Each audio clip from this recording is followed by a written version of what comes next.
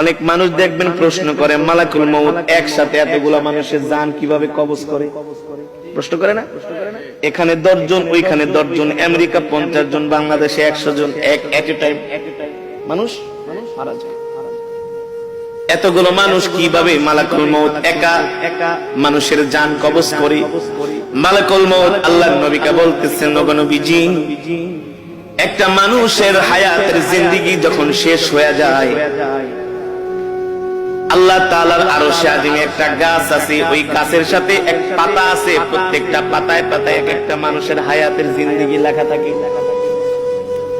যখন তার হায়াতের জিন্দেগি শেষ হয়ে যায়, 40 দিন বাকি থাকে, তার হায়াতের জিন্দেগির ওই গাছের পাতাটা হলুদ বর্ণ হয়ে যায় 40 দিন আগে। আর মালাকুল মউত আইসা বলে, শোন, তোর বাকি আছে আর মাত্র 3 দিন। 40 দিনের থেকে কয় দিন? দেখবেন একটা মানুষ মৃত্যুর 3 দিন আগে তার কথাবার্তা আরো চেঞ্জ হয়ে যায়। আত্মীয় স্বজনকে দেখলেই তাকায় থাকে, এক পলকে তাকায় থাকি, দোকানের দিকে যে তাকায় থাকি, বাড়ির দিকে যায় তাকায় থাকে, সম্পদের দিকে যায় তাকায় থাকে, কারণ আস্তে আস্তে পৃথিবী তাকে ছেড়ে দিতেছে। আল্লাহ আল্লাহ, মালাকুল মউত আইসা বলে, তুই এখনো কি তওবা করস নাই? তোর মাত্র আর 3 দিন বাকি আছে।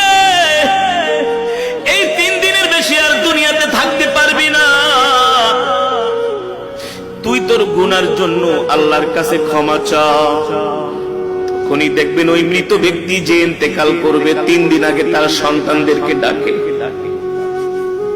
কথার মধ্যে একটা পরিবর্তন, আবেগী কথাবার্তা বলে, বাবা রে, আমি যদি চলে যাই, তোর মা কি দেখা রাখিস, তোর ছোট বোনটারে দেখা রাখিস, আমি যদি মারা যাই,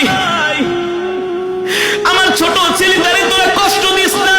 বলে কি বলে না? আস্তে আস্তে করে একটা পরিবর্তন চলে আসে, তার একেবারে খাওয়া দাওয়া বন্ধ হয়ে যায়, শরীরের নার্ভ গুলো, শরীরের পার্টস গুলো আর আগের মতো কাজ করে না, কারণ সে মৃত্যুর জন্য তৈয়ার হচ্ছে।